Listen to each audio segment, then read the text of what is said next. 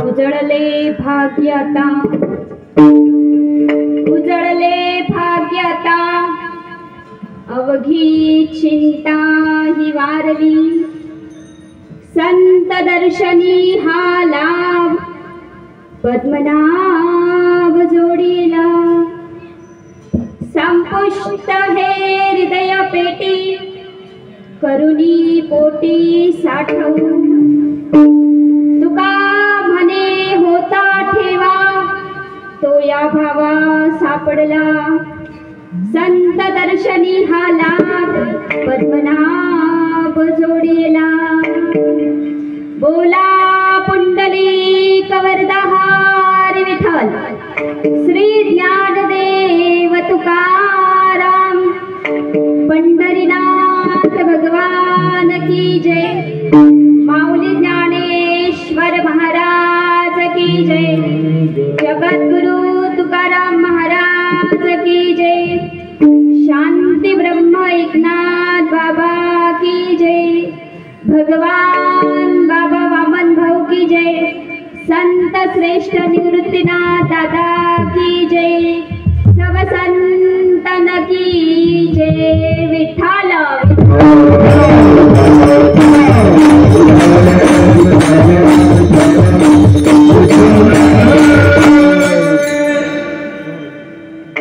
ओम नमोची अद्या श्री वेद प्रतिपाद्या, जय जय स्वसंवेद्या आत्मरूपः. देवा तुझी गणेशू सकलार्थमती प्रकाशू, म्हणे निवृत्ती दासू अवधारी जोजी. महायोग पीठे तठे भीमरथ्यं, वरं पुंडरीकाय दातुं मुनीन्द्रे, समागत्य तिष्ठन्तमानन्दकन्दं परब्रह्मलिङ्गं. पांडुरंगा करू प्रथम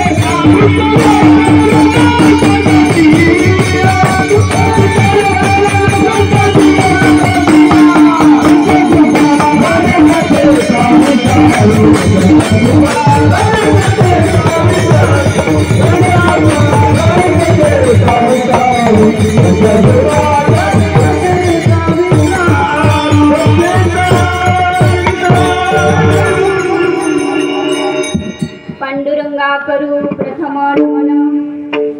दुसरे चरण संतांची या, त्यांच्या कृपादाने कथेचा विस्तारू. बाबाजी सद्गुरु दास तुकार. अलंकापुरी पुण्यभूमी पवित्र, तिथे नांदतो ज्ञान राजा सुपात्र. दया ठविता महापुण्य राशी, नमस्कार माझा श्री सद्गुरु ज्ञानेश्वरासी. श्री शारदा माये अनेक जन्म संप्राप्त, कर्मबंध विदायिनी, आत्मज्ञान प्रदानेन तस्मै श्री गुरवे नमः. सदाशिव समारंभ व्यास शंकर मध्यमा, तस्मै श्री आचार्य पर्यंताया वंदे गुरु परंपरा. जयांचे केली स्मरण, होय सकळ विद्येंचे अधिकरण. तेची वंदू श्री चरण, ते श्री गुरूंचे नमस्कारोनी आता. श्री श्री सद्गुरुवे नमः. सद्गुरु भीमाई महाराज की जय. नमामि सद्गुरु शांतं सच्चिदानंद विग्रहं, पूर्ण ब्रह्म परानंदम ईश आनंदी वल्लभम. माधुर्य रसकल्लोळां शिवशक्ती करूपिणीं, अमृतानुभवार्थाय वंदे ज्ञानेश नंदिनीं. नित्यप्रति आराध्य श्री सीतारामचरणारविंदम, आराध्य श्री राधाजी गोपाल कृष्ण भगवान की जय. जय जय श्री राधे, जय जय श्री राधे.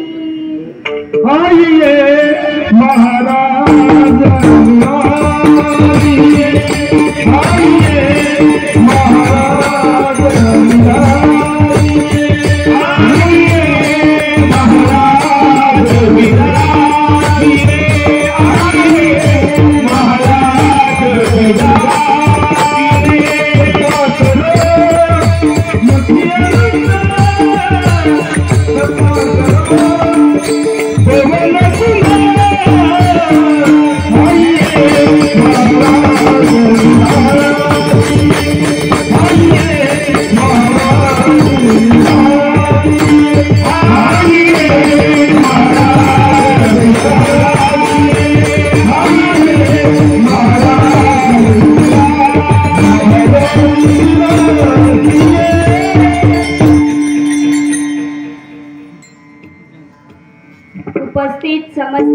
माता पिता साधु संत आत्मगण, गणेश भगवान, हनुमानजी महाराज, भारत माता, गोमाता, ब्राह्मण देवता, तसेच व्यासपीठावर उपस्थित समस्त टाळकरी वारकरी भजनी मंडळ, गायनाचार्य, मृदुंगाचार्य, आपल्या सर्वांच्या चरणी प्रणाम. मस्तक हे पायावरी या वारकरी संतांची या विठ्ठल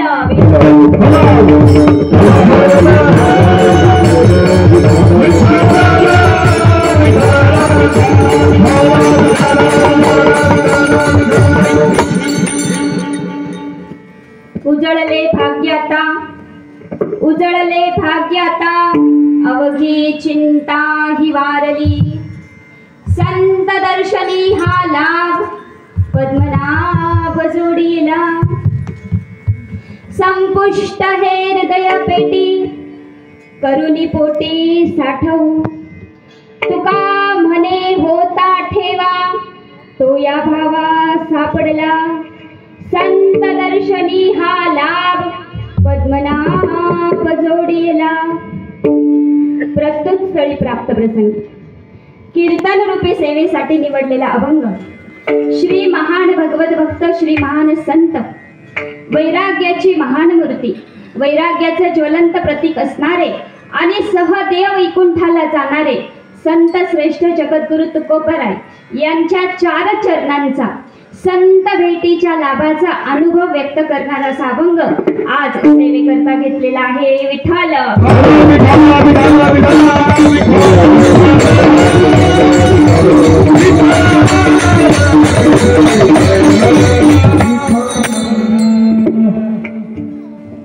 प्रस्तुत अभंगामध्ये महाराज असं म्हणतात की आता माझं भाग्य उजळलं.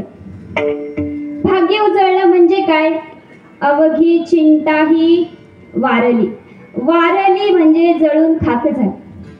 आणि जळून खाक झालेली वस्तू पुन्हा उत्पन्न होत नाही. महाराज म्हणतात ती चिंताच आता माझ्या आयुष्यात राहिली नाही. आता परमार्थ करणाऱ्या माणसाला कशाची चिंता? परमार्थ करणाऱ्या माणसाला परमात्मा प्राप्तीच्या भेटीची चिंता. आणि महाराज म्हणतात ती चिंताच आता माझ्या आयुष्यात राहिली. महाराज तुमचं भाग्य उजळलं, चिंता नाहीशी झाली, पण तुम्हाला काय लाभ झाला? महाराज म्हणतात संत दर्शनी हा लाभ.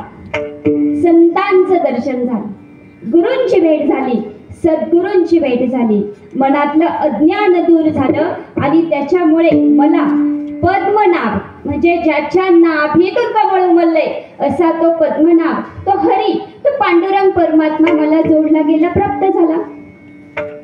महाराज तुमचं भाग्य उजळलं म्हणता, चिंता नाहीशी झाली, संतांचं दर्शन झालं, गुरूंची भेट झाली, सद्गुरूंची भेट झाली, मनातलं अज्ञान दूर झालं, त्याच्यामुळे तुम्हाला तो पद्मनाभ, तो हरी, तो पांडुरंग परमात्मा जोडला गेला, प्राप्त झाला, कळलं, समजलं महाराज. पण तो जोडलेला भगवंत तुम्ही ठेवला तरी कुठे?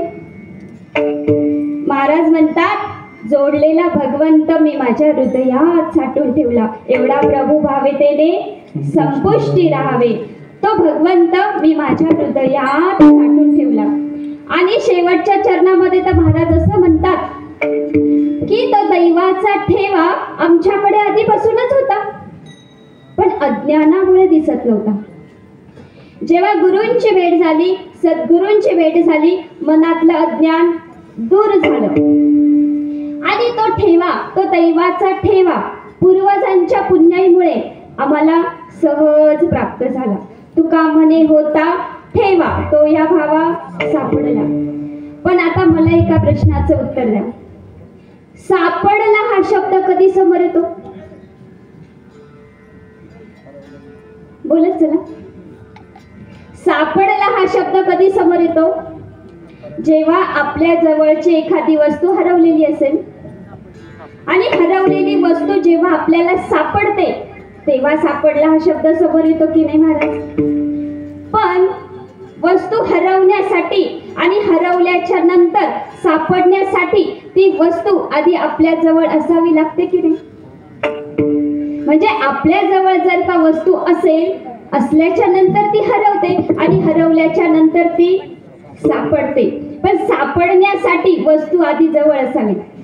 व महाराज म्हणतात अगदी त्याचप्रमाणे तो दैवाचा ठेवा आमच्याकडे आधीपासूनच होता, पण अज्ञानामुळे दिसत नव्हता. जेव्हा गुरूंची भेट झाली, सद्गुरूंची भेट झाली, मनातलं अज्ञान दूर झालं आणि तो दैवाचा ठेवा आम्हाला सहज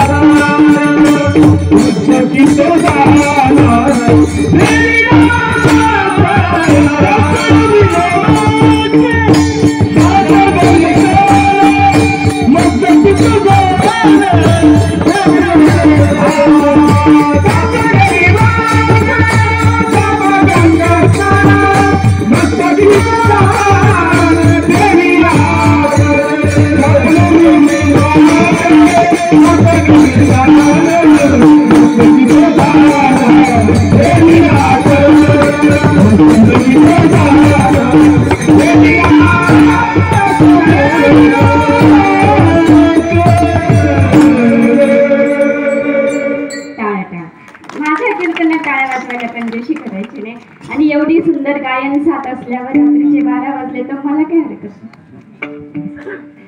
आता चिंतन रूपी सेवेला आरंभ करण्यापूर्वी एक छोटासा परिहार देणं आवश्यक असतं आणि वक्त्याने ते सांगावं हे त्याचं आद्य कर्तव्य असतं. प्रभू श्री रामचंद्रांच्या पद पावन स्पर्शाने पुनीत झालेल्या आपल्या साधू संतांच्या भूमीत, तसेच पांडुरंगाच्या असीम कृपेने साधू संतांच्या कृपा आशीर्वादाने आयोजक नियोजक यांच्या सुंदर मार्गदर्शनाखाली या सप्ताहाचं आयोजन सोनेवाडी या ठिकाणी करण्यात आलेलं आहे. आणि त्या निमित्ताने दुसऱ्या दिवसाची सेवा आमचे मामाश्री दादाहरी डोंगरे तसेच सानप मंडलिक परिवाराच्या माध्यमातून आमच्या परमभाग्याने आमच्याकडे आलेली आहे. यथामती यथावकाश अल्पशा नियोजित वेळेत चिंतन करण्याचा प्रयत्न असेल. विठाल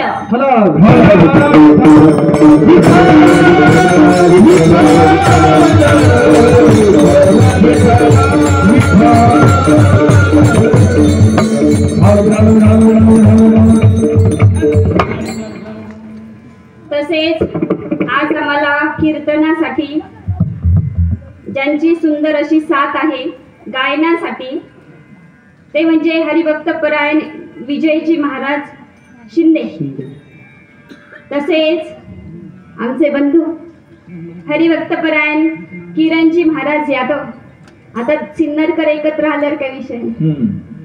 आणि यांची आम्हाला नेहमी वेळोवेळी कीर्तनासाठी साथ असते, आजही असेल नक्कीच. तसेच हरिभक्त परायण गिरीश महाराज दौंड, सुदाम महाराज, तसेच सांगळे महाराज मृदुंगाचार्य, तेजस महाराज इथे पत्रिकेमध्ये हा चालेल असं. आणि खरं तर बघा, कीर्तन करणं म्हणजे हा खेळ नव्हे एकल्याचा. महाराज नाव सांग. घे माझी सेवा भावशुद्ध. आणि हा खेळ नव्हे एकल्याचा. कीर्तन करणं म्हणजे एकट्याचं काम नाही. आता बघा, भगवान श्रीकृष्णांना गोवर्धन उचलणं काय अवघड नव्हतं, बरोबर. भगवान श्रीकृष्णांना गोवर्धन उचलणं काय अवघड नव्हतं, पण तरी सांगितलंय आपापल्या काठ्या लावा. आणि प्रत्येकाला असं वाटलं की मी काठी लावली म्हणून गोवर्धन उचललं गेलं. म्हणजे अहंकार नाही, मी कीर्तन करते असं नाही. तर आम्ही सगळे मिळून कीर्तन करणार आहोत. विठ्ठल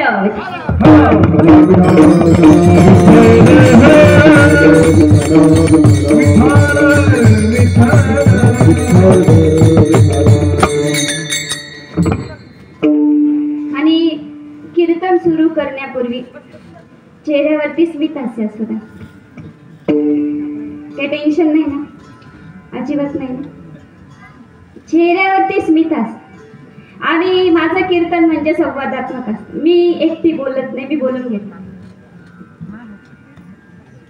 चिंतन रूपी सेवेला आरंभ करण्यापूर्वी मी नेहमी 3 गोष्टी सांगत असते आणि नेहमी सांगावंसं वाटतं. आपल्या परिचयातले शब्द आहेत. 1, लक्ष आहे, लक्ष आहे, जागे आहात ना, आणि ऐकताय. आता कदाचित असा प्रश्न पडू शकतो की तन्वी ताई, आमचं लक्ष आहे, ऐकण्यासाठीच इथं बसलेलो आहोत आणि जागे पण आहोत, त्याच्यासाठीच तर तुम्हाला बोलवलंय. पण खरं तर ह्या 3 शब्दांचा अर्थ काहीतरी वेगळाच आहे. लक्ष आहे ना याचा अर्थ असा होतो, आपलं लक्ष जर का आपल्या लक्षावरती असेल तर यश आपल्यापासून दूर नाही, आणि आपलं लक्ष जर आपल्या लक्षावरती असेल तर तो भगवान परमात्मा आपल्यापासून दूर नाही, म्हणून लक्ष आहे. 2, जागे आहात ना, जागे आहात ना. नाही, मी मध्ये मध्ये विचारते बरं का. आता जागे आहात ना याचा अर्थ असा होतो की नुसतं दृष्टीने डोळ्याने पाहणं म्हणजे जागे राहणं नाही, तर आपण आपल्या धर्मासाठी किती जागे आहोत, आपण आपल्या माणसांसाठी किती जागे आहोत, आणि आपण आपल्या संस्कृतीसाठी किती जागे आहोत हे महत्वाचं. धर्मराज युधिष्ठिरांना एकदा प्रश्न विचारण्यात आला होता, धर्मराज, धर्म म्हणजे काय, एका शब्दात सांगा. तेव्हा धर्मराज म्हणाले होते, धर्म म्हणजे सायुज्यता, आणि सायुज्यता म्हणजे जागं राहणं आपल्या धर्मासाठी, आपल्या माणसांसाठी आणि आपल्या संस्कृतीसाठी. भगवान श्रीकृष्ण सांगतात, धर्म रक्षते रक्षितः, धर्माचे पालन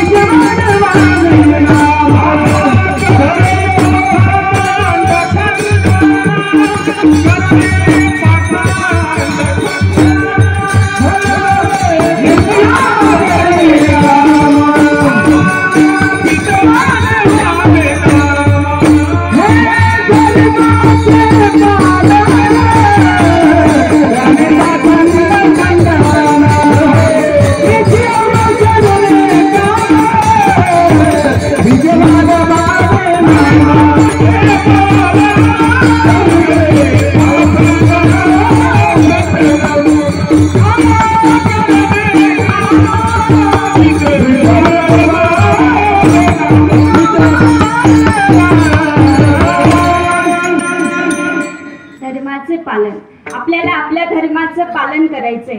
आणि कीर्तन, कथा, कीर्तन, प्रवचन श्रवण करत असताना ह्या गोष्टी मला आवर्जून सांगाव्याशा वाटतात. कारण आपला एकच धर्म आहे तो म्हणजे हिंदू, आपली एकच संस्कृती ती म्हणजे हिंदू सनातन संस्कृती. आणि आज जर आम्हाला आमचा धर्म विचारून गोळ्या झाडत असतील तर आता आम्हाला आमच्या धर्मासाठी खऱ्या अर्थाने जागं राहणं फार महत्त्वाचं.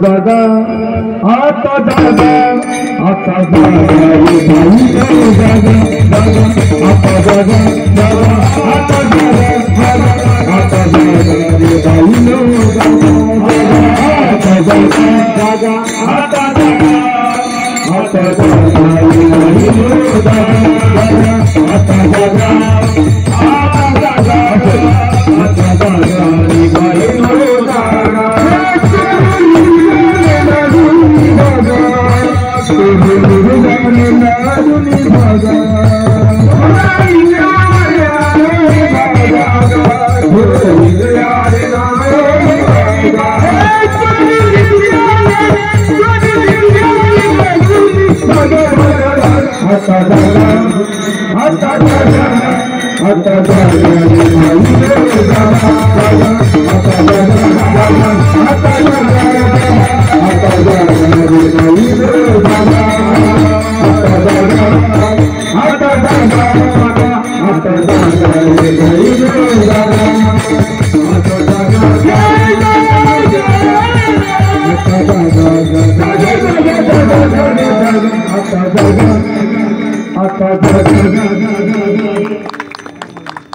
फार सुंदर महाराज.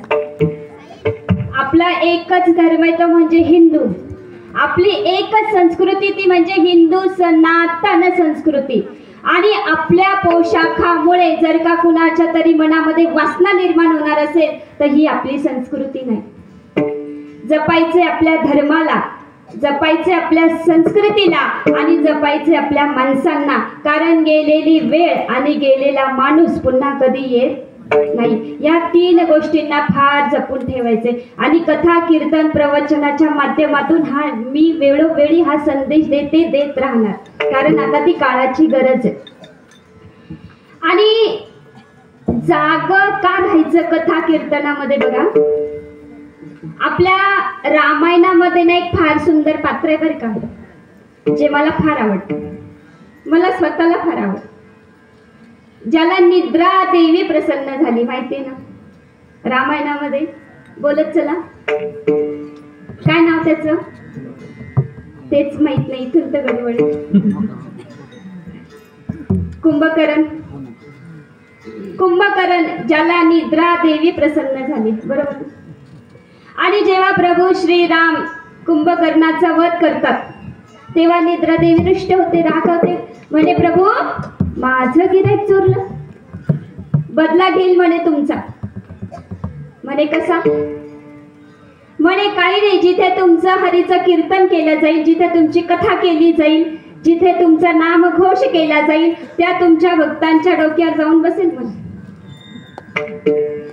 आणि कथेमध्ये कीर्तनामध्ये निद्रा तर तुमच्या वैकुंठात येणाऱ्या भक्तांचं प्रमाण कमी होईल.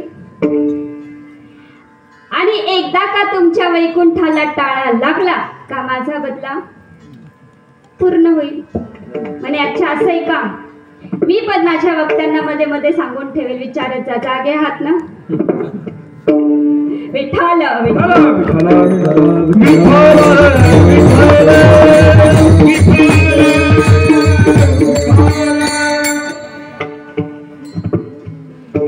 बऱ्याच ठिकाणी असं ऐकायला भेटतं महाराज की कीर्तनकारांना आठवलं नाही का ते विठ्ठल विठ्ठल म्हणतो. असं काही नाहीये. तुमच्या डोक्यावर बसलेले त्या निद्रा देवीला पळून लावण्यासाठी आम्हाला विठ्ठल विठ्ठल बनावं लागतं. आणि ऐकताय ना, ऐकताय ना, जागे आहात ना. आता ऐकताय ना याचा अर्थ असा होतो की आपल्याला जर एक चांगलं नेतृत्व करायचं असेल, आपल्याला जर एक चांगलं लीडर बनायचं असेल तर त्याच्या आधी आपल्याला एक चांगलं लिसनर बनावं लागतं. मलाही तुमच्या पुढे बोलण्याआधी माझ्या गुरूंनी, माझ्या सद्गुरूंनी सांगितलेला उपदेश ऐकावा लागतो. म्हणून कथा कीर्तन प्रवचन श्रवण करत असताना ह्या तीन गोष्टी लक्षात ठेवून श्रवण करा. विठ्ठल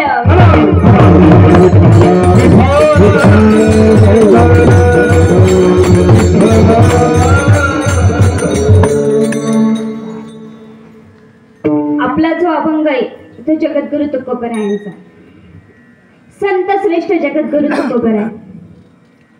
आता बघा, जीव, देव आणि संत.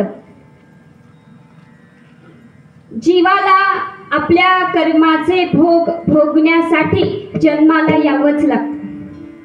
लक्ष द्या, जीवाला आपल्या कर्माचे भोग भोगण्यासाठी यावंच लागतं. भोगने ते फळ संचिताचे. पण देवाला मात्र आणावं लागतं. देव अवतार घेतात, बरोबर. राम अवतार झाला, कृष्ण अवतार झाला. पण आपल्याला फक्त एवढंच माहिती आहे की भगवंत अवतार का घेतात. नाही माहिती. उतरयाच जडती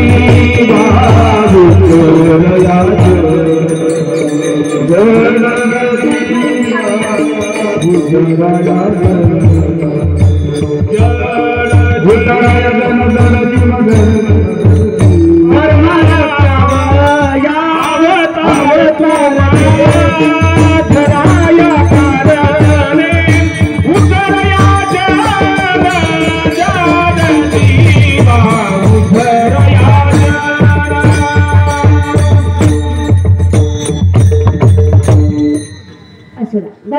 रक्षावया अवतार घेसे. म्हणजे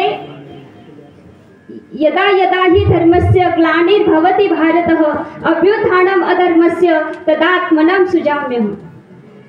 म्हणजे जेव्हा अधर्म पसरतो, धर्माला अवकळा येते, तेव्हा धर्माचं रक्षण करण्यासाठी आणि दुष्टांचा संहार करण्यासाठी भगवंत अवतार घेतात हे आम्हाला माहिती. पण त्याच्याही आधी भगवंत काहीतरी सांगून ठेवतात. भगवंत सांगतात, परित्राणाय साधूना विनाशाय च दुष्कृतम धर्म संस्थापनार्थाय संभवामी युगे युगे. मी तर आधी माझ्या भक्तांसाठी अवतार घेतो, मग दुष्टांचा संहार करतो. तुम्ही म्हणाल कसं? बघा, आता आम्ही रामायणाचार्य, आम्ही भागवताचार्य, त्याच्यामुळे आम्ही इथेच गोल गोल फिरतो. कसं काय राम अवतारामध्ये भगवंतानी आधी आपल्या भक्तांना भेटी दिल्या. बघा, राम अवतार झाला, पण राम अवतारामध्ये भगवंतांनी सगळ्यात पहिले अहिल्याचा उद्धार केला.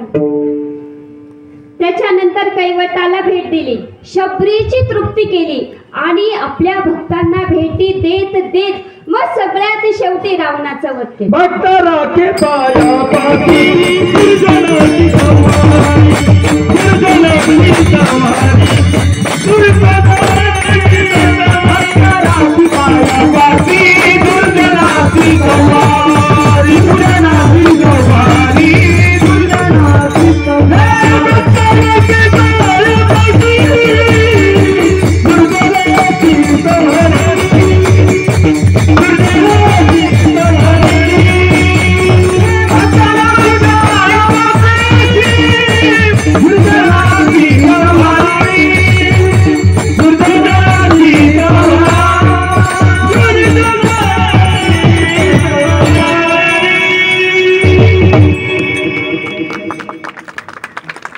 फार सुंदर, फार सुंदर. म्हणजे भगवंत काय सांगतात की मी आधी माझ्या भक्तांसाठी अवतार घेतो आणि मग दुष्टांचा संहार करतो.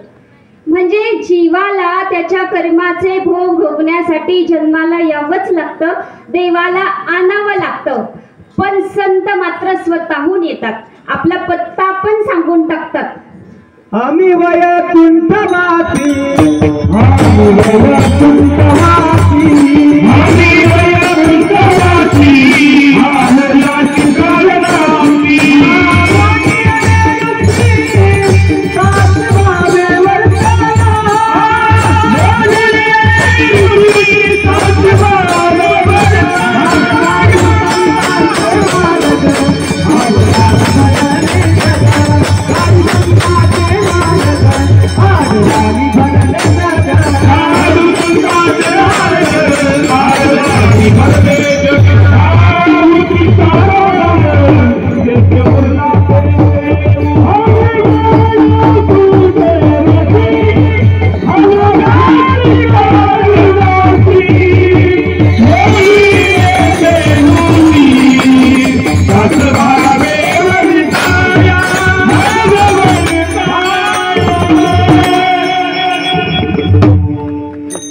अशी जर साथ असेल ना तर मामा खरंच मला वेळ वाढून द्या,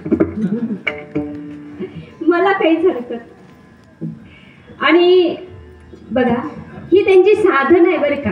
टाळ्या का वाजवायच्या ही त्यांची साधन आहे, हे मला जमत नाही. जावे त्याच्या वंशा देवाकडे. आणि संत सांगतात की ह्या आडमार्गाने भटकणाऱ्या जीवाला सन्मार्गावरती आणण्यासाठी, अज्ञानातून ज्ञानाच्या मार्गावर आणण्यासाठी आम्ही स्वतःहून येत असतो. आम्ही वैकुंठवासी आलो याची कारण असते.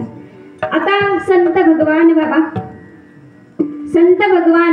आपल्या आत्ताचे 60 वर्षापूर्वीचे माझे इष्ट, माझे आराध्य भगवान बाबा. आणि भगवान बाबा हे नाथ बाबांचा अवतार आहे बरे का. भगवान बाबा नाथ बाबांचा अवतार आहे, कारण त्यांच्या सद्गुरूंनी सांगितलं की आता मागच्या जन्मामध्ये नाथा संसार केला, मागच्या जन्मामध्ये संसार केला, पण ह्या जन्मामध्ये मात्र वैराग्य वृत्ती धारण करायची. आणि जेव्हा गुरूंची आज्ञा झाली, सद्गुरूंची आज्ञा झाली, आणि मग नाथ बाबांनी सानपांच्या घरामध्ये भगवान बाबांच्या रूपाने अवतार घेतला. का? या अज्ञानाच्या लोकांना, अज्ञानाने भटकणाऱ्या ह्या जीवाला ज्ञानाच्या मार्गामध्ये, सन्मार्गावरती आणण्यासाठी संत स्वतःहून येत असतात, लक्षात घ्या. आणि असे आपले थोर संत महात्म्य ह्या भूमीमध्ये जन्माला येतात, आपलं परमभाग्य आहे. आणि संतांचा अभंग घेण्यामागचं कारण हे आहे की ज्या मार्गाने आमचे संत गेले त्या मार्गाने जर का आम्ही गेलो तर मला हा विश्वास गेले आधी आधी मार्ग लावून गेले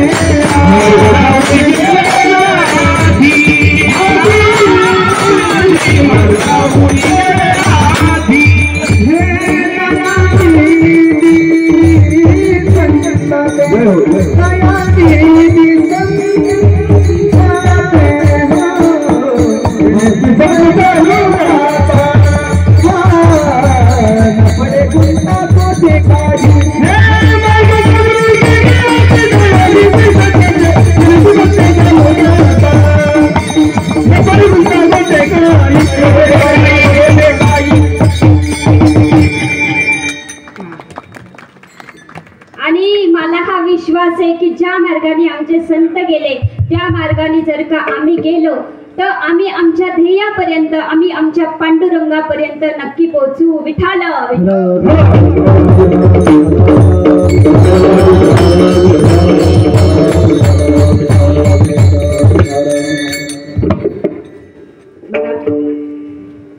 आणि खरं तर आहे ना,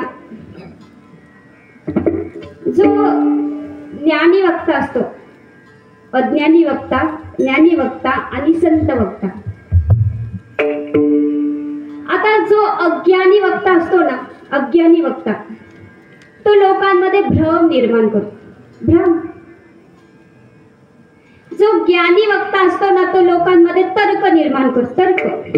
जर तर असं झालं तर, तसं झालं तर, ज्ञानी वक्ता. पण जो संत वक्ता असतो ना, तो लोकांमध्ये अनुभव प्रदान करतो.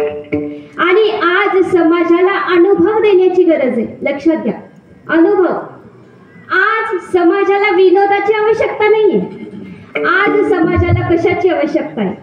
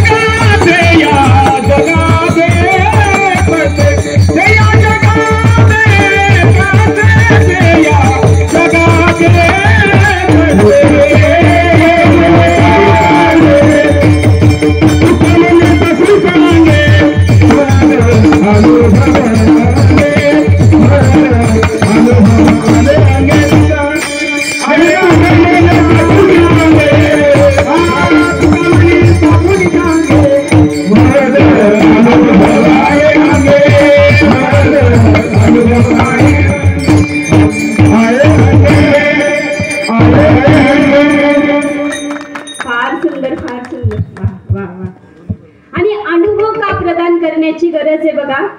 कारण संत पाहायचे नाही, देव पाहायचं नाही, देव अनुभवायचा. देव पाहावयासी गेलो आणि देवाची होऊनी ठेलो. राम राम म्हणत रामाची होईचे, पदी बैसोनी पदवी घ्यायचे. आणि देव पाहायचा नाही, देव अनुभवायचा. देव आहे, देव जेवतो, देव बोलतो, देव आपल्या भक्तांसाठी येतो, पण त्याच्यासाठी अनुभव देण्याची गरज आहे. कारण चमत्काराशिवाय नमस्कार नाही, ही परिस्थिती आहे. आणि अभंगाकडे वळण्याआधी माझ्या आयुष्यातला एक खरा प्रसंग, आत्ता 1 वर्षापूर्वीचा, भगवान बाबांच्या संदर्भातला. कारण भगवान बाबा माझे इष्ट आहे, भगवान बाबा माझे आराध्य आहे. आणि आज मी ह्या ज्या नारदाच्या गादीवर उभी आहे ती फक्त माझ्या बाबांची माझ्यावर असलेली असीम कृपा आहे. कदाचित सगळ्यांना असं वाटत असेल ताई गायन करत नाही हे, पण खरं तर ही नारदाची गादी किंवा हे कीर्तन करणं हे मी कुठल्याच आळंदीच्या संस्थेमध्ये गेलेली नाहीये. आणि आमचं जे फील्ड आहे ते पूर्ण डॉक्टरी फील्ड आहे. आम्ही म्हणजे फार्मसी वगैरे वगैरे आम्ही त्या क्षेत्रातले. आध्यात्मिक क्षेत्रामध्ये मला फक्त 2च वर्ष झालेले येऊन. आणि कधी कधी मी कीर्तन केल्याच्या नंतरही मला असं वाटतं मी खरंच कीर्तन केलंय का. आणि आज अनुभव प्रदान करण्याची आवश्यकता आहे. किरणजी महाराज यादव, श्रावणी महाराज आवड, माझी लहानी बहीण, यांना माझा सुरुवातीचा काळ पण माहिती आहे. महाराज तुम्हाला माहिती असेल, कारण मी कुठल्याही संस्थेमध्ये शिक्षण घेतलेलं नाहीये, पण मला फक्त सद्गुरूंची भेट झालेली, गुरूंची प्राप्ती झालेली, सद्गुरूंची. आणि आज अनुभव प्रदान करण्याची गरज आहे. का अनुभव प्रदान करण्याची गरज आहे तर भगवान बाबांच्या बाबतीतला माझा सत्य प्रसंग आहे. आणि ह्या घटनेला माझे घरचे साक्षी येतात, ते इथे आहेत. आम्ही भगवानगडला गेलो. भगवानगड साधारणतः इथून 270 वगैरे आसपास अशा किलोमीटरवर, किती 150 हा काय असेल ते. आणि आमची भगवानगडला जाण्याची पहिलीच वेळ होती. याच्या आधी आम्ही कधी भगवानगड बघितलेला नव्हता. आणि पावसाचं वातावरण होतं. साधारणतः दुपारचे 2 वाजलेले होते.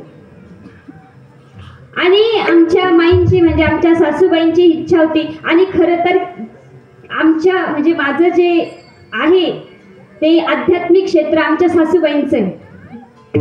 कारण आमच्या सिन्नरमध्ये जो सप्ताह होतो भगवान बाबांचा आडव्या फाट्यावरती, त्या सप्त्यामध्ये आमच्या सासूबाई भगवान बाबांची इतकी निस्वार्थी सेवा करतात की शेवटचं पंगत उठेपर्यंत, शेवटची पत्रावळ उचलेपर्यंत त्या घरी येत नाही. रात्रीचे 12 वाजले तरी चालेल, महाराजांना माहिती.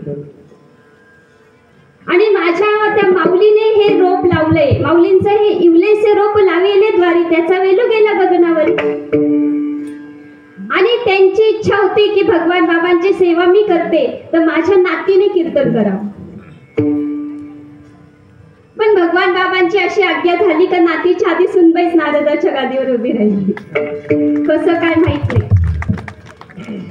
आणि भगवानगडला गेलो. पण जाताना आमच्या आईची अशी इच्छा होती की बाबांच्या गादीवरती नारळ व्हावं, नारळ.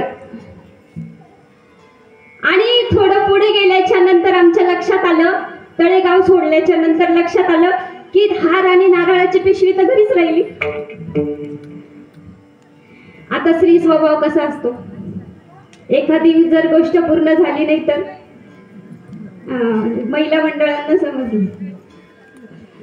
पण मम्मीला आमच्या सासूबाईंना असं म्हटलं, आई एवढा मोठा भगवानगड आहे, कशाला खेद करतात, नको खेद करू कोणत्या गोष्टीचा. पती लक्ष्मीचं जाणत असे, एवढा मोठा गड आहे, नारळ शुल्लक आहे, आपल्याला नारळ तिथे भेटेल, तुम्ही काळजी करू नका, नारळ व्हायला जाईल, चिंता नसावी.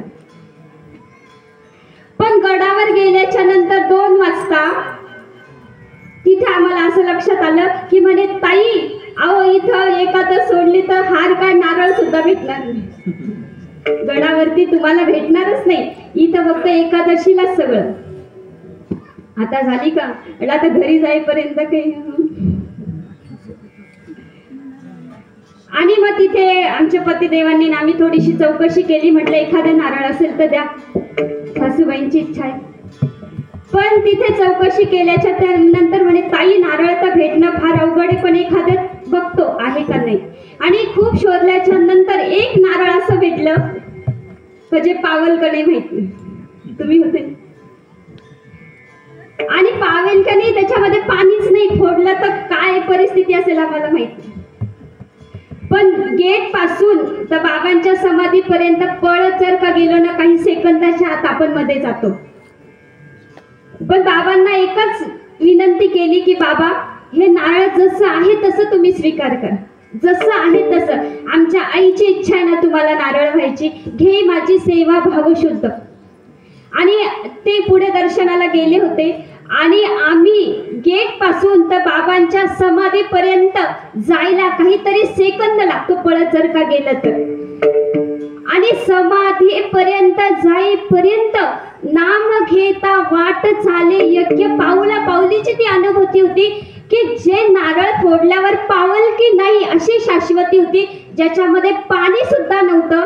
आपल्याला सुकं नारळ आणि भरलेलं नारळ यातला फरक कळतो. आणि तो माझ्या आयुष्यातला पहिला चमत्कार होता की बाबांच्या समाधीपर्यंत जाईपर्यंत ते नारळ पाण्याने भरलेलं होतं. लक्षात घ्या. आणि हा या कलियुगातला खरा चमत्कार आहे बरं का. फक्त अनुभव घेण्याची गरज आहे आणि श्रद्धा पाहिजे, विश्वास पाहिजे. लक्षात घ्या. जसा तुमचा भाव तसा तुमचा देव.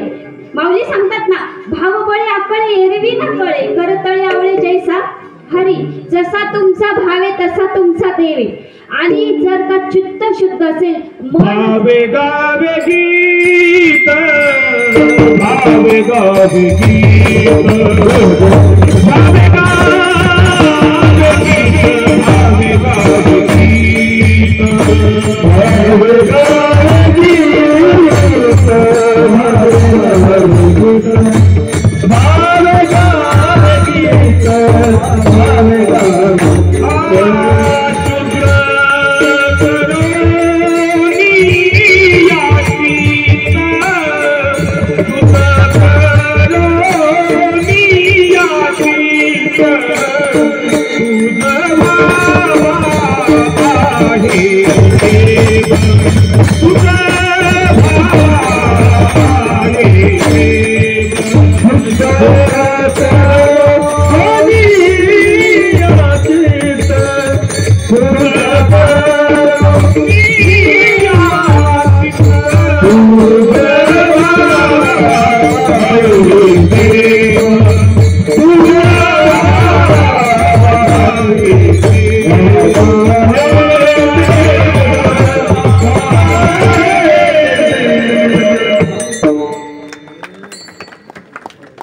चित्तशुद्धामध्ये भगवंत येऊन बसतो, येतोच आणि त्याला यावंच लागतं. बरं मला एक सांगा, किती जण झोपलेत? जागे आहात ना? लक्ष आहे ना? ऐकताय ना? नाही, चेहरे हसरे झाले का आम्हाला कळतं. असे बसले का मग काय चाललं काही समजत नाही, गडबड होऊन जाते. आमची ना रामकथा चालू होती मामा पुण्याला, पद्मशाली समाज भवानी पेठ पुणे या ठिकाणी. मागच्या वर्षी रामकथा झाली. आता पुन्हा तिथं काय होणं, आपल्यासारखी भाबडी जनता ना थोडी तिथं, फार हुशार लोक ते. आणि एक महिला आल्या कथा झाल्याच्या नंतर बरं का, आणि म्हणायला लागल्या म्हणजे ताई काय सुंदर कथा सांगता हो तुम्ही. म्हटलं ताई काय आवडलं तुम्हाला कथेमध्ये? एखादा दृष्टांत, एखादा प्रमाण, काय एखादा प्रसंग. आता एखाद्याने जर का आपलं कौतुक केलं तर मन में लड्डू फुटा. कारण स्तुती सगळ्यांना आवडते, निंदा नाही आवडत, स्तुती सगळ्यांना आवडते. म्हटलं आता एवढं कौतुक करताय तर सांगूनच द्या ना. ताई पण लई सुंदर कथा सांगता बरं का, फार सुंदर कथा. त्यांचं बोलणं थोडं स्टँडर्ड होतं. म्हटलं आता सांगूनच द्या ना, कशाला मला पण एवढं हे करत. म्हणे दीदी क्या सोनी कथा बाचू दी, क्या सोनी कथा बाचू. घर में दो दो गोली नींद की खावे तो भी नींद नहीं आवे, और थारो कथा में ऐसी चोखी नींद आवे. थाने क्या बताऊ. मोठ्याने तरी वाजवावं, झोपलेले जागे तरी होते. म्हणजे तुम्ही जागे आहात. म्हणजे त्या निद्रा देवीला पडून लावण्यासाठी. विठ्ठल विठ्ठल.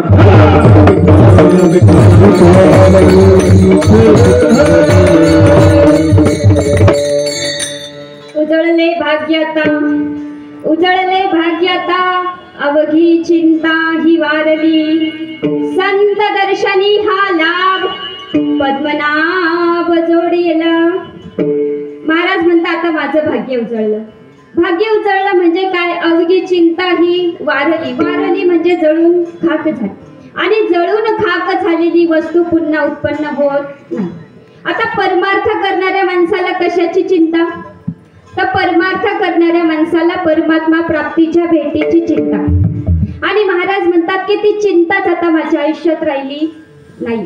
आता बघा, भाग्याचा जर का विचार केला तर आपलं भाग्य कोणामुळे बदलतं? पहिला प्रश्न. आपलं भाग्य कोणामुळे बदलतं? दुसरा प्रश्न, संतांचं भाग्य कोणामुळे बदलतं आणि खरं भाग्य कशाला म्हणतात? या 3 प्रश्नांची उत्तर आज आपण कीर्तनाच्या माध्यमातून शोधू. आता आपलं भाग्य कोणामुळे बदलतं? आपलं भाग्य कोणामुळे बदलतं? तर ज्ञानदेव म्हणता माया गेली समूळ विलया, संत महिमा वर्णू किती निर्जीव चाल. भाग्याचा उदय, भाग्याचा उदय, भाग्याचा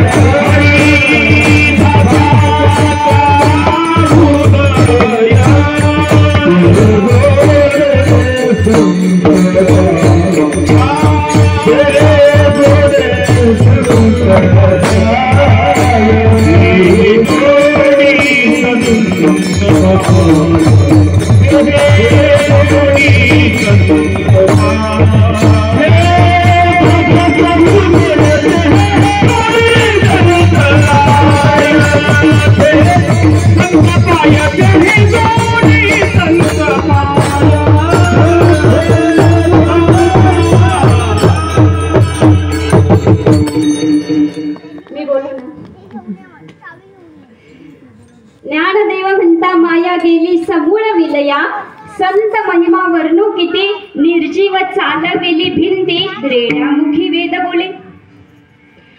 बऱ्याच वेळा विचार केल्याच्या नंतर असं लक्षात येतं की ही प्रकृती कसं काय संतांचंच ऐकते. संत म्हणतील तसेच तिच्यामध्ये बदलाव होतात. सोपं आहे का निर्जीव भिंती चालवणं?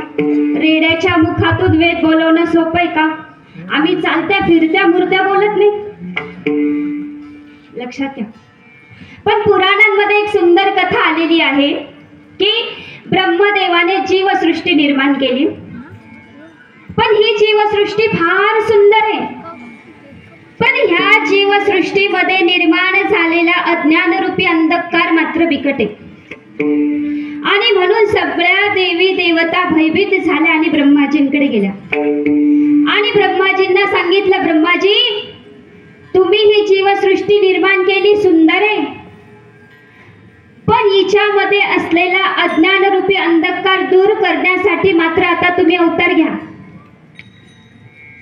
तेव्हा ब्रह्माजींनी सांगितलं की सृष्टी निर्माण करण्याचं काम माझं, पण त्याच्या पुढचं मंत्रालय काही माझ्याकडे नाही. पालन पोषणाची जबाबदारी कोणाची आहे? विष्णूंची आहे. तुम्ही विष्णूंना शरण जा. आणि सगळे देवी देवता मग नारायणाकडे आले आणि विष्णूंना सांगितलं की ही जी ब्रह्मदेवाने जीवसृष्टी निर्माण केली आहे तिच्यातला अज्ञान दूर करण्यासाठी आता तुम्ही अवतार घ्या. मी मगाशीच म्हटलं ना, भगवंत अवतार घेतात. पण विष्णूजींनी सांगितलं, महाराज मी अवतार घेतो, ब्रह्माजी मी अवतार घेतो, पण माझी एक अट आहे. म्हणे काय? म्हणे तुम्ही ही जीवसृष्टी निर्माण करतात, कोण रेडा होणार, कोण गाढव होणार, कोण किडा मुंगी कीटक काय होणार ते होणार 84 लाख योनीमध्ये, कोण मानव होणार. जीवसृष्टी तुम्ही निर्माण करतात, त्यांच्या भाग्यामध्ये काय हे तुम्ही ठरवतात, पण त्यांचं भाग्य बदलण्याची क्षमता दुसरे कोणामध्ये नाही, ते तुम्ही ठरवतात ब्रह्माजी. पण मी जेव्हा ज्ञान अवतार घेईल, तेव्हा यांचं भाग्य बदलण्याची क्षमता माझ्यामध्ये असेल. ही अट मान्य असेल तर बोला, नाही तर जय रामजी की.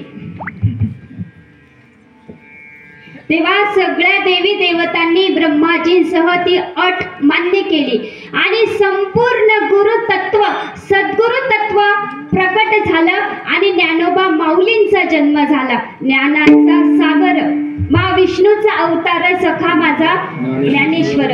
म्हणजे आपलं भाग्य बदलण्याची क्षमता संतांमध्ये असते, लक्षात घ्या. म्हणून संतांना शरण जायचं.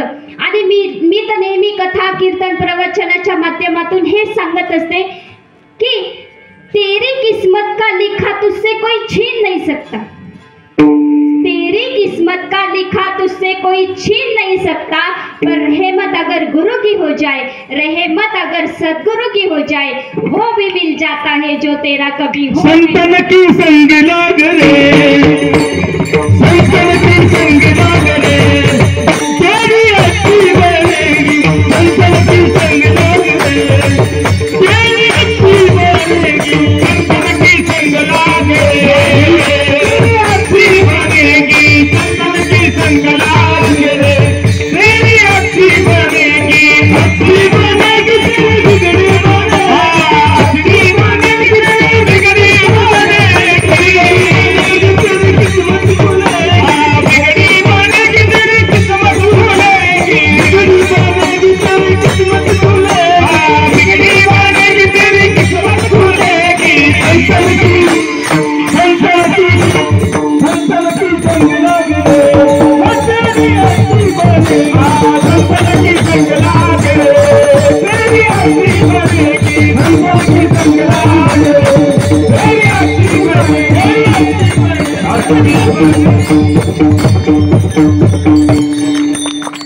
जोरात तरी वाजवा हो. एकादशी काची म्हणजे आपलं भाग्य बदलण्याची क्षमता संतांमध्ये असते, बरोबर. भाग्याचा जर का विचार केला तर 3 प्रकारचे भाग्य सांगितले. एक इहलौकिकचं भाग्य म्हणजे आपलं संसारिक भाग्य जे तुम्हामाचं आहे. 2 परालौकिक भाग्य म्हणजे मृत्यूनंतरचं भाग्य ज्याच्यामध्ये देवी देवता येतात. आणि 3 परमार्थिक भाग्य जे तुकोबरायांचं उजळलं. आता इहलौकीच्या भाग्याचा जर का विचार केला तर हा मानवी देह मिळणं सुद्धा भाग्याचंच आहे, बरोबर. कारण स्वर्गीच्या देवी देवतांना इच्छिताती देवा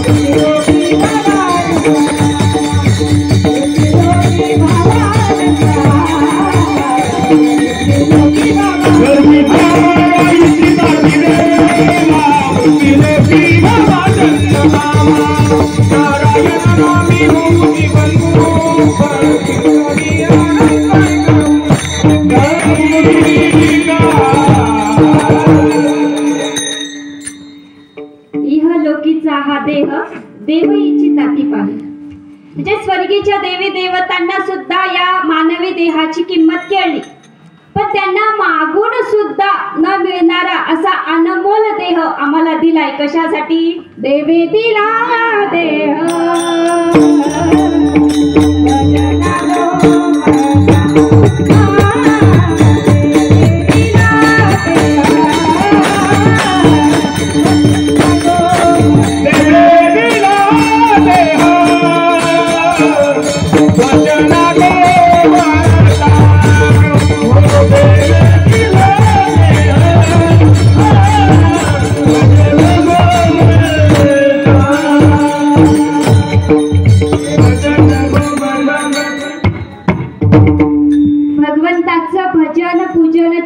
करण्यासाठी हा देह आहे, पण तेच आम्ही करत नाही. ही फार मोठी शोकांतिका आहे.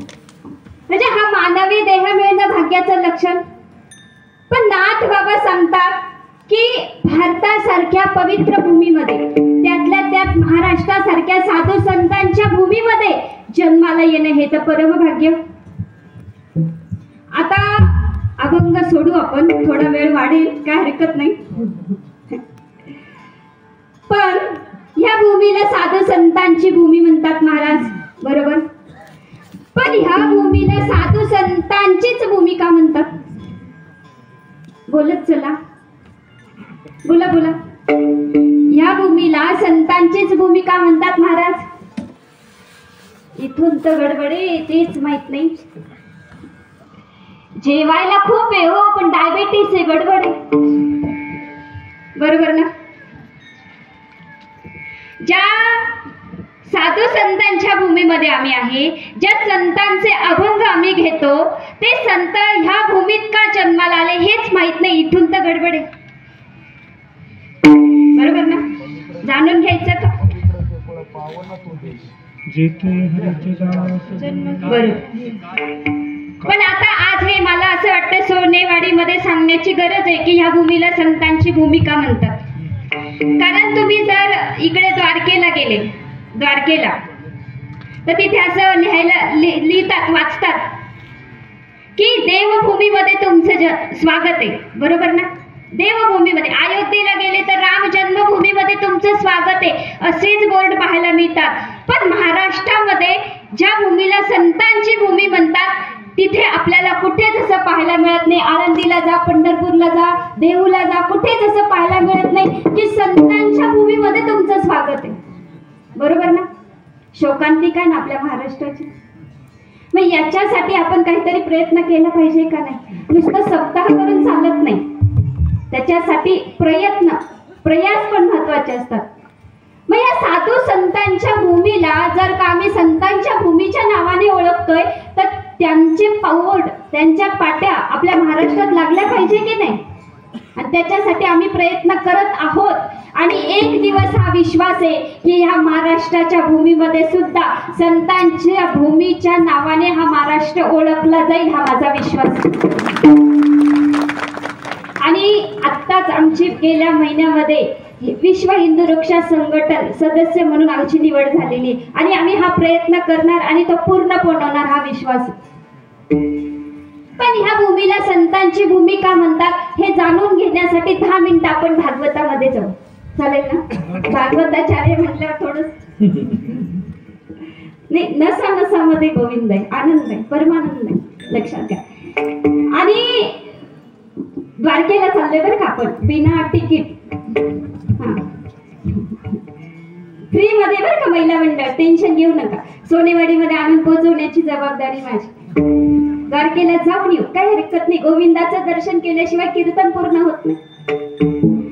आणि भगवान श्रीकृष्ण माता रुक्मिणीला द्वारकेला घेऊन गेले. रुक्मिणी स्वयंवर आपल्या सगळ्यांना माहिती.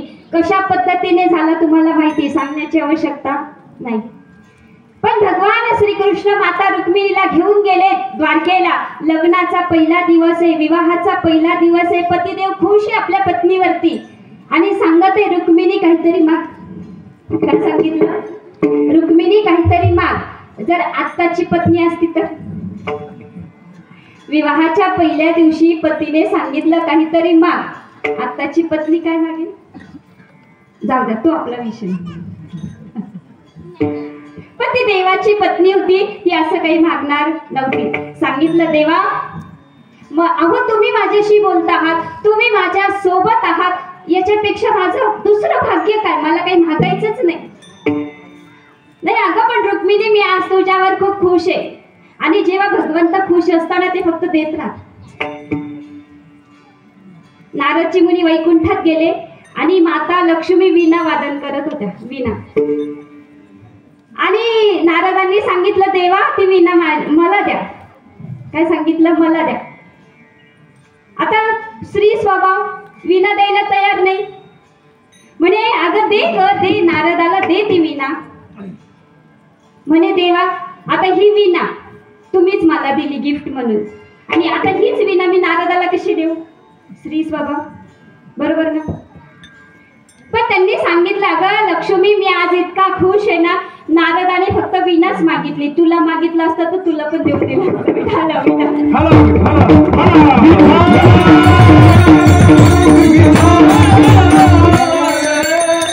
सांगायचं काय का देव प्रसन्न असले का फक्त देतच राहतो. सांगितलं आज मी तुला काहीतरी देणार आहे, काहीतरी माग. सांगितलं देवा द्यायचं तर एकच वरदान द्या.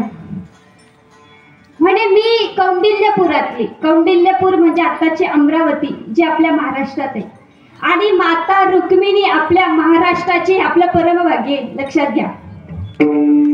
तिचं आजोळ आहे, तिचं माहेर आहे महाराष्ट्र. आणि सांगितलं देवा मी अशा परिस्थितीत विवाह करून आले की मी तर माझ्या माहेरी जाऊ शकत नाही, आणि स्त्री स्वभावे माहेर सगळ्यांना आवडतं, पण मी माहेरी जाऊ शकत नाही.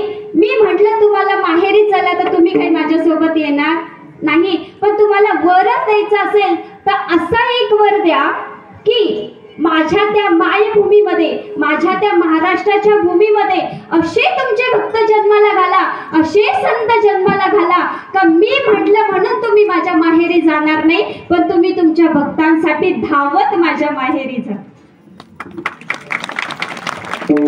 आणि तेव्हा द्वापार युगामध्ये माता रुक्मिणीने आपल्या माहेरच्यांसाठी मागून घेतलेले हे वरदान आहे. आणि तेव्हा भगवंताने माता रुक्मिणीला दिलेलं हे वरदान आजपर्यंत पाळलेले, म्हणून फक्त महाराष्ट्रात आणि महाराष्ट्रातच संत जन्माला येतात. विठ्ठल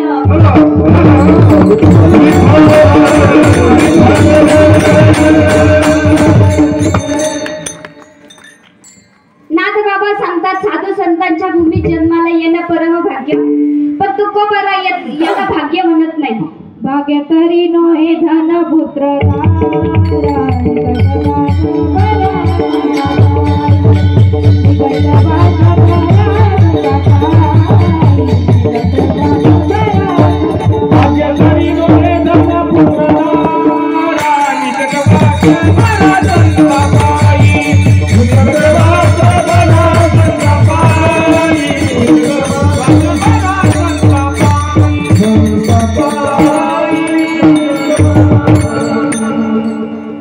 भाग्य तरी नोहे धन पुत्र दारा. का असं म्हटलंय महाराजांनी? धन पुत्र दारा, दारा म्हणजे पत्नी भार्या, जे दारातूनच म्हणते. आज खूप उशीर झाला बरोबर, कारण खूप पैसा आहे महाराज आमच्याकडे, खूप पैसा आहे. आता हा जो पट्टा तो माझा माहेरचा आहे, नांदूर निमून सोनशी काय असेल ते आमचा पट्टा, बरोबर ना. आणि माहेरची माणसं म्हणली का कीर्तनकार असू दे नाही तर कोणी असं गालातल्या गालात लाडू कुठल्या शिवाय माहेर, बरोबर ना. जुने लोक म्हणतात बाईला जर माहेरचं पुत्र दिसलं तरी तिला अप्रोप आहे, तेव्हा माहेरच्यांच्या इथे सेवा भेटणं म्हणजे बाबा, बरोबर ना महाराज. पण ह्या भागामध्ये जमिनी, ज्याच्या जास्त जमिनी तो श्रीमंत, बरोबर ना. मग नाही ना, पैसा, बरं पैसा, ज्याच्याकडे जास्त पैसा नाही हे नाही, ज्याच्याकडे जास्त अध्यात्म तो श्रीमंत असं म्हणावे. हा हे खरं, हे पटलं आपल्याला. एवढ्या कीर्तन सेवेत पहिल्यांदा ऐकायला भेटलं. आणि परमार्थ हेच श्रेष्ठ दोन, जे जोडी देवाचे चरण, बरोबर ना. महाराजांनी सांगितलंय करा हरिभक्ती येईल परलोकी कामा, सोडविल यमापासून. कारण हे माईक दाणे हे तिथे चालत नाही, आणि तो माझ्या कीर्तनाचा आजचा विषय नाही, पण ओघाने आलाय. पण खूप पैसा आहे महाराज आमच्याकडे, खूप पैसा आहे. पण त्या पैशामुळे जर का सख्खा भाऊ सख्या भावाचं तोंड बघत नसेल तर त्याला भाग्य म्हणावं का? पुत्र मुलगा पहिले विचारता बाई मुलं किती? म्हटलं का 2 मुली आई मला, मुलगा नाही का? महिला मंडळ विचारतात काय करायचं म्हणून, काय करायचं? शेवटी स्मशानात नेण्यासाठी मुलगा का नावावर काही, कशासाठी? लक्षात घ्या, मुलगा आहे, खूप शिकलाय, अमेरिकेत आहे, मोठ्या हुद्द्यावर आहे, पण अंतिम समयाला तोच मुलगा जर का तुमच्या सोबत नसेल तर त्याला भाग्य म्हणावं का? पत्नी भार्या, बघा एक श्रीमंत माणूस सुद्धा कधीतरी गरीब होऊ शकतो, एक चांगल्या मुलाचा बाप सुद्धा कधीतरी वाईट मुलाचा बाप होऊ शकतो, एक चांगली पत्नी सुद्धा कधीतरी पतना श्वास नेणारी मिळू शकते. म्हणून महाराज म्हणतात हे भाग्य नाही. मग त्याचं उत्तर पुढच्या चरणात लगेच देतात. निकट वास बर संतापाई, तुम्ही संतांच्या सन्निधीमध्ये राहा, तुमचं उद्धार आहे. गावबाचं उदाहरण आहे. आता वेळेची मर्यादा आहे त्याच्यामुळे मी ते सांगत नाही, लक्षात घ्या. संतांची संगती मन मार्ग गती, अकळावा श्रीपती येणे पदते. तुम्ही काही करू नका, तुम्ही फक्त संतांनी सांगितलेल्या मार्गाचं अनुकरण करा, तुमचा उद्धार झाल्याशिवाय राहणार नाही. दुसरं परलौकिक भाग्य, मृत्यूनंतरचं भाग्य, ज्याच्यामध्ये देवी देवता येतात. पण त्यांना सुद्धा आपल्या जन्म मृत्यूचा कालावधी संपल्याच्या नंतर याच्यामध्ये या फेऱ्यात अडकावं लागतं. त्याच्यामुळे हे सुद्धा खरं भाग्य नाही. तिसरं भाग्य परमार्थिक भाग्य, जे तुकोबरायांचं उजळलं.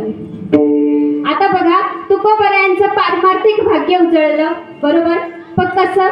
प्रत्येक माणसाच्या आयुष्यात 2 दिवस महत्वाचे असतात. एक म्हणजे येण्याचा आणि दुसरा म्हणजे जाण्याचा. येण्याच्या दिवसाला आपण वाढदिवस म्हणतो, जाण्याच्या दिवसाला आपण पुण्यस्मरण असं म्हणतो. तुकोबरायांच्या आयुष्यात 2 दिवस महत्वाचे ठरले. येण्याचा दिवस म्हणजे वसंत पंचमी, जाण्याचा दिवस म्हणजे तुकाराम बीज. पण महाराज म्हणतात की ह्या दिवसाच्या व्यतिरिक्त एक दिवस माझ्या आयुष्यात भाग्याचा ठरला, तो म्हणजे माघ शुद्ध दशमीच्या दिवशी गुरुवारी माझे गुरु माझ्या स्वप्नात आले, रामकृष्ण हरी मंत्राचा बोध केला आणि गुरुदक्षिणा म्हणून काय मागितलं? भोजना मागती तूप पावशेर. आता तूपच का मागितलं? भोजना मागती, हा सांगते. ज्याला कळलं ना त्याला जीवन कळलं, लक्षात घ्या. ज्याला कळलं त्याला जीवन कळलं. आता तूपच का मागितलं? तूप म्हटलं की चूप, अशी तुपाची बरी भाषा होता, बरोबर ना पहिलं म्हणणं. पण वेदांत शास्त्रानुसार आपल्या मनाचे 4 भाग पडतात. मन, बुद्धी, अहंकार आणि चित्त. मंथोनी नवनीता तैसे घे अनंता, वाया व्यर्थ कथा सांडे मार्ग. म्हणजे काय की ते शुद्ध चित्त तुपाच्या स्वरूपात माझ्या सद्गुरूंनी माझ्याकडे मागितलं. तो दिवस माझ्यासाठी खऱ्या अर्थाने भाग्याचा ठरला. हेच महाराज अभंगाच्या पहिल्या चरणात. उजळले भाग्य आता,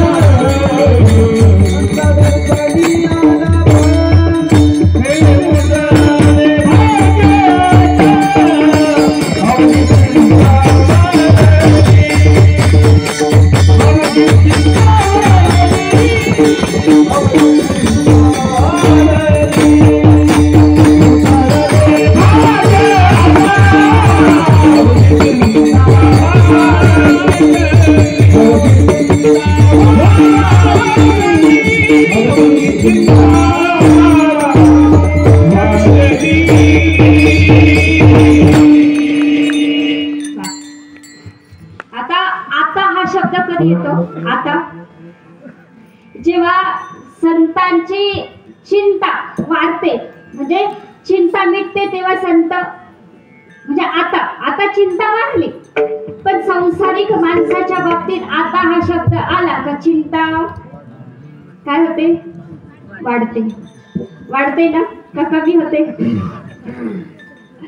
शिक्षकाची पत्नी म्हणते आता तुम्ही मला शिकवू नका. वकिलाची बायको म्हणते आता तुम्ही मला काय ते शिकवू. आणि आता आमच्या कीर्तनकारांबद्दल न बोललेलेच बरं. विठाल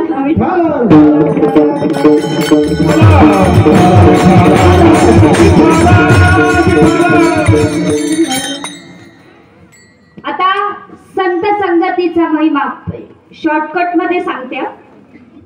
आवश्यकता आहे सांगण्याची. संत संगतीचा महिमा जसा तुम्हाला जाणून घ्यायचा आहे तसाच हा प्रश्न वैकुंठात नारदांना पण पडला. आणि नारदजी मुनी गेले नारायणाकडे आणि सांगितलं संत संगतीचा महिमा जाणून घेण्यासाठी तुमच्याकडे आलेलो आहे. संत संगतीचा महिमा सांगा. सांगितलं त्याच्यासाठी मृत्यू लोकात जा. मृत्यू लोकात सगळ्यात पहिले गटारीतल्या किड्याला विचारायचं संत संगतीचा महिमा काय. कोणाला? गटारीतल्या किड्याला. नारदजी मुनी गटारीतल्या किड्याजवळ आले पण सगळ्यात पहिले प्रणाम केले. करा. देवा कारणे भाव तस्मात न द्यावे लागे फारसे वित्त.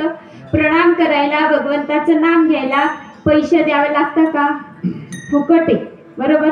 फुकटे म्हणून आम्ही घेत नाही. शोकांतिका. बरोबर ना. ते जर भगवंताचं नाम तोळ्यावर विकत असताना आम्ही सोनाराचं तोंड पण पाहून दिलं नसतं. पण फुकटे ना. विठ्ठल नावाने फुकाचा. देव घ्या फुका देव घ्या फुका देव घ्या फुका देव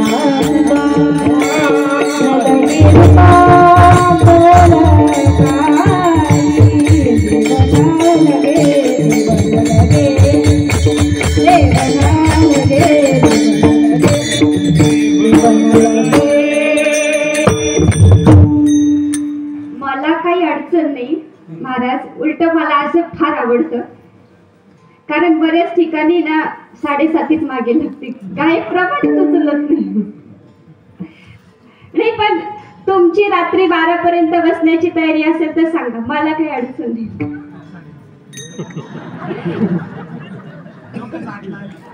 असं बघा. प्रणाम का करायचा? आपल्या बुद्धाकडे येवा. वेळेची मर्यादा आहे. प्रणाम का करायचा? तर प्रणाम करण्याची आपली संस्कृती आहे. मी मगाशीच म्हटलं जपायचं आपल्या संस्कृतीला.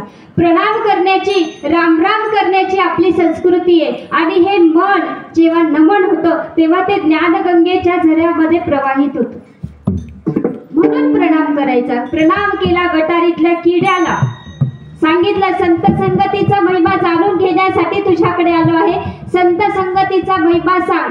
पण विचारताच गटारीतला किडा गतप्राण झाला, गेला, वारला. नारदजी मुनी हताश झाले. वैकुंठात आले. सांगितलं गटारीतला किडा तर मेला. आता म्हणे आता काहीच नाही. आता झाडावरच्या सरड्याला जाऊन विचारायचं संत संगतीचा महिमा काय. झाडावरच्या सरड्याला जाऊन विचारतात तो सरडा सुद्धा गतप्राण झाला, गेला, वारला. नारदजी मुनी हताश झाले. पुन्हा वैकुंठात आले. आता मला संत संगतीचा महिमा कोण सांगेल? जाणून तर घ्यायचा आहे. म्हणे एक काम करा नारदजी मुनी. आत्ताच गोठ्यामध्ये गाईला सुंदर वासरू जन्माला आले. त्या वासराला जाऊन विचारायचं संत संगतीचा महिमा काय. आणि नारदजी मुनींनी नुसतं गोठ्यामध्ये पायच दिला. काय? पायच दिला. विचारणं तर लांबचं राहिलं. नुसता पाय दिला तरी गाईचं वासरू गतप्राण झालं. नारदजी मुनी हताश झाले की मी आतापर्यंत ज्यांना ज्यांना विचारतो ते गतप्राण होत आहे. पण मला संत संगतीचा महिमा कोण सांगेल? तेव्हा नारायणांनी सांगितलं की एक काम करा. आत्ताच राजाच्या वाड्यात एक सुंदर बालक जन्माला आला आहे. त्या बालकाला जाऊन विचारायचं संत संगतीचा महिमा काय. तेव्हा नारदजी मुनींनी सांगितलं देवा आतापर्यंत ज्यांना ज्यांना विचारलं ते गेले. पण ते गेले हे विचारणार मला कोणी नव्हतं. पण आता जर राजाचं पोरग गेलं तर माझं काय होईल? त्याच्या आधी मलाच वैकुंठात यावं लागेल. कारण माणूस कर्म करताना घाबरत नाही पण मृत्यूला मात्र घाबरतो. ही शोकांतिका. तेव्हा भगवंताने सांगितलं, नारदा ह्या वेळेस असं काही होणार नाही, पण त्या बालकाला विचारायच्या आधी तुला माझं स्मरण करावं लागेल. भगवद्गीतेने गायले, यस्य स्मरण मात्रेन जन्म मृत्यू प्रबंधनात. विष्णूंचं नुसतं स्मरण जरी केलं तरी जन्म मृत्यूच्या बंधनातून आपली सुटका होते, पण विचारण्याच्या आधी माझं स्मरण करावं लागेल. आणि नारदजी मुनी आले त्या छोट्याशा बालकाजवळ, विचारणार, पण परत भीती वाटली, पोरग गेलं तर. पण पुन्हा आठवलं की भगवंताने मला सांगितले विष्णू स्मरण, विष्णवे प्रभ विष्णवे. आणि विष्णूंचं स्मरण केलं, नारायण नारायण म्हणाले. आणि त्या बालकाला विचारलं की संत संगतीचा महिमा जाणून घेण्यासाठी तुमच्याकडे आलो आहोत, संत संगतीचा महिमा सांगा. आणि काय नवल, काय आश्चर्य, ते 1 दिवसाचं बालक गतप्रांत झालं नाही, पण 1 दिवसाचं बालक बोलू लागलं.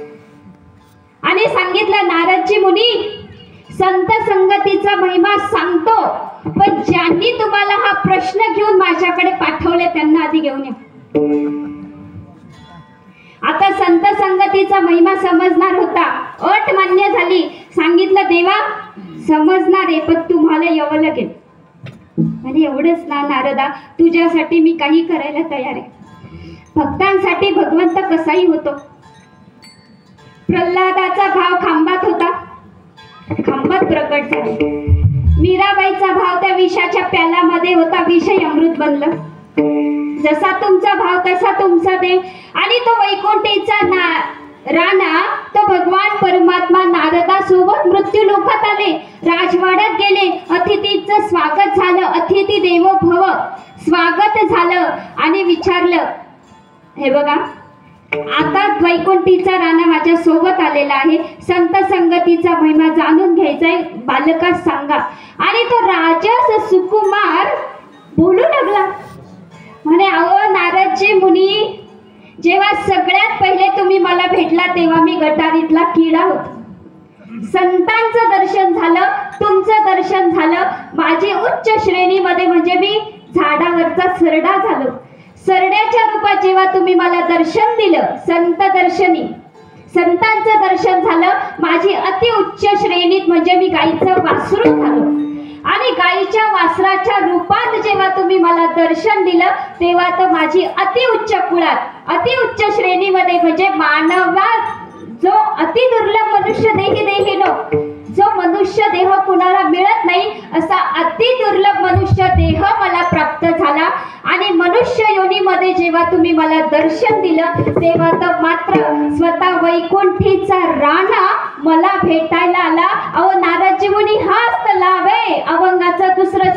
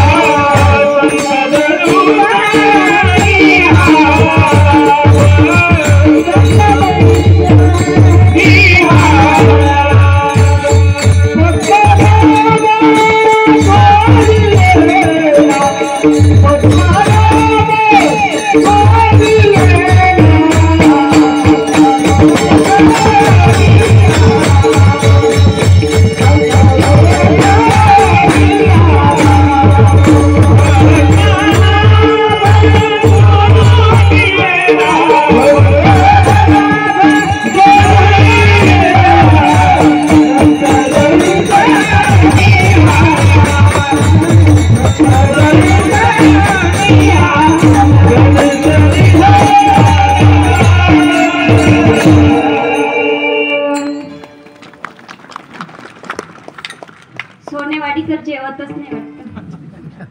अहो मोठ्याने तरी वाजवा. टाळीचं महत्व मी सांगते, एका म्हणजे उशिरा सांगते बरं का टाळीचं महत्व. हे बघा, वेळेची मर्यादा आहे. एक चांगलं गायन करायचं कशासाठी महाराज? इथेच तर गडबड. याच्यामुळेच तर महाराज लोक मला घाबरतो. एक चांगलं गायन करायचं कशासाठी? कुणाच्या तरी हृदयात स्थान मिळण्यासाठी. एक चांगला पखवाज वाजवायचा कशासाठी? कुणाच्या तरी हृदयात स्थान मिळण्यासाठी. एक चांगला कीर्तन करायचं कशासाठी? कुणाच्या तरी हृदयात स्थान मिळण्यासाठी. मला सांगा, जर सर्वसामान्य माणसाला हृदय एवढं आवडतं तर भगवंताला का आवडणार नाही? म्हणून साधू संतांनी ह्या हृदयाचा बंदीखाना केला आणि हृदय बंदीखाना केला.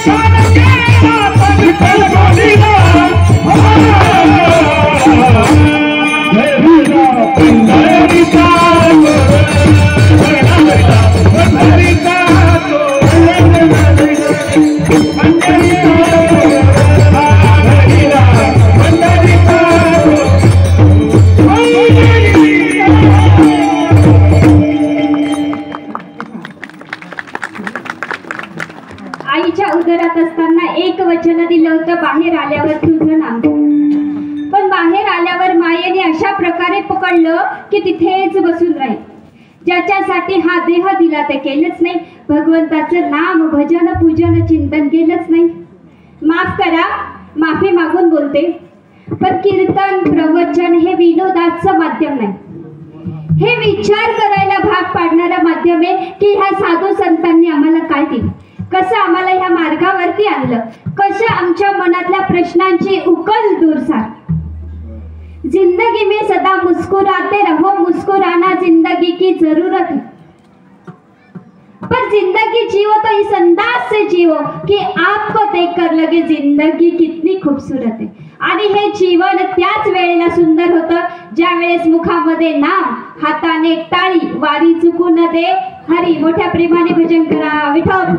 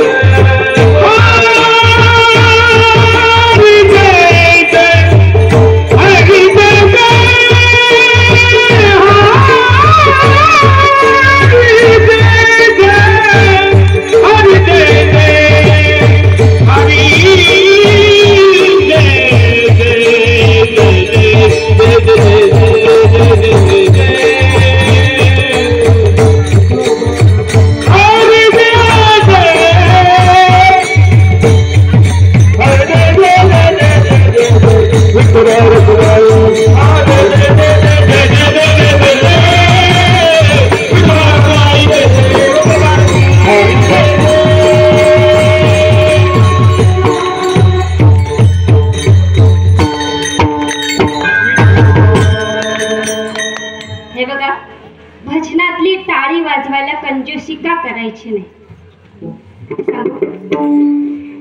एकदा एका मच्छराची माता मच्छराला उडायला शिकत असते.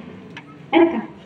मच्छर माहिती ना कोण? जो आपल्याला चावतो, जो आपल्याला का ज्याला आपण चावतो.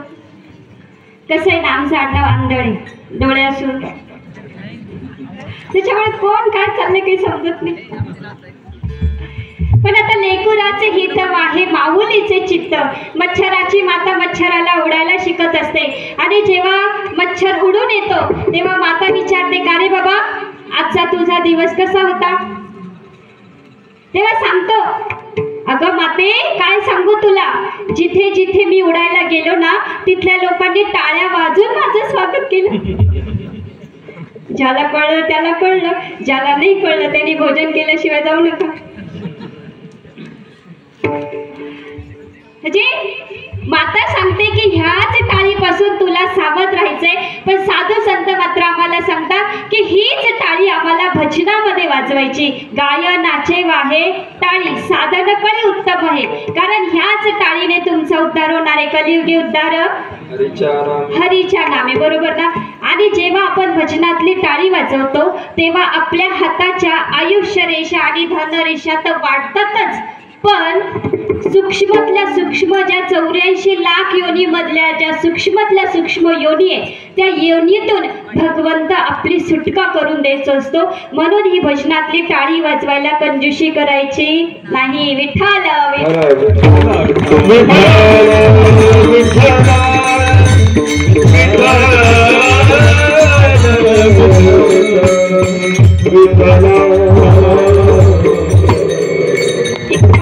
घेते फक्त तुमचे. हे बघा, आपलं भाग्य संतांमुळे बदलतं, संतांचं भाग्य सद्गुरूंमुळे बदलतं. पण खरं भाग्य कशाला म्हणतात? एक 5 मिनिटात सांगते.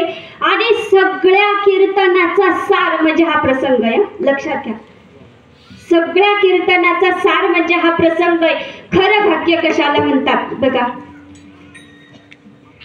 आपले ज्ञानोबा माऊली, 16 वर्षाचे ज्ञानोबा माऊली, 16 वर्षात माऊलींनी ज्ञानेश्वरी सांगितली, सच्चिदानंदे बाबा आदरे लिहिली, म्हणजे त्यांनी ती लिहिली. पण उरलेल्या 3 वर्षात माऊलींनी भ्रमण केलं आणि वारकरी संप्रदायाचं हे बीज, सर्व धर्म समभावाचं बीज माऊलींनी फक्त 3च वर्षात लावलं. माऊलींचं हे ब्रीद आहे, इवलेसे रोप लाविले द्वारी, त्याचा वेलू गेला गगनावरी. वारकरी संप्रदायाची धुरा फक्त 3च वर्षात मोठी केली. आणि जेव्हा पंढरपूरला कार्तिक शुद्ध वारीला सगळे भाविक पंढरपूरमध्ये जमा झालेले होते, आनंदाचे डोही, आनंद तरंग, इतका सुंदर तो सोहळा होता. हा सुख सोहळा स्वर्गी नाही. आणि भगवंत आनंदात आहे, माता रुक्मिणी आनंदात आहे. आणि ह्या आनंदाचं औचित्य साधून 22 वर्षाचे माऊली सांगतात, देवा आता मला थांबावंच वाटतं. काय सांगितलं? देवा आता मला थांबावंसं वाटतंय. माऊली वयाच्या 22व्या वर्षी थांबावंसं वाटतं. अहो आजकाल 100 गाठला पोचलेल्या म्हाताऱ्या आजोबांना जरी विचारलं तर ते म्हणतील अजून थोडं जगावंसं वाटतं. आणि एवढ्या तरुण वयामध्ये माऊली थांबावंसं वाटतं, हे काय? आणि 2 मिनिटाकरता सगळा तो जनसमुदाय थांबला. आणि भगवंतांनी सांगितलं, तुम्हाला समाधी देतो, पण पंढरपूरमध्ये नाही, आळंदीमध्ये, अलंकापुरीमध्ये देतो. आणि सगळे 15 दिवसाच्या नंतर पंढरपूरवरून अलंकापुरीमध्ये आले. समाधीचं स्थान निश्चित झालं. त्या समाधीमध्ये समोर ज्ञानेश्वरी आहे आणि एका बाजूला निवृत्तीनाथ दादा. बघा, एका बाजूला निवृत्तीनाथ दादा आणि दुसऱ्या बाजूला भगवान परमात्मा. माऊलींच्या दोन्ही हाताला धरून त्या समाधीमध्ये माऊलींना नेऊन बसवलंय. आणि भगवंताने सांगितलं, समोर ज्ञानेश्वरी, माऊलींनी बसलं, मस्तकावरती हात ठेवला माऊलींच्या, देवाने, भगवंताने, पांडुरंगाने, आणि सांगितलं, देवा, देव म्हणतोय माऊली जगासाठी सगळं केलं, स्वतःसाठी काहीतरी मागा. तेव्हा माऊलींनी सांगितलं, देवा अरे मला काहीच नको. संत साधू महात्म्य स्वतःसाठी कधी काहीच मागत नाही, पण नाही माऊली काहीतरी मागा. सांगितलं, देवा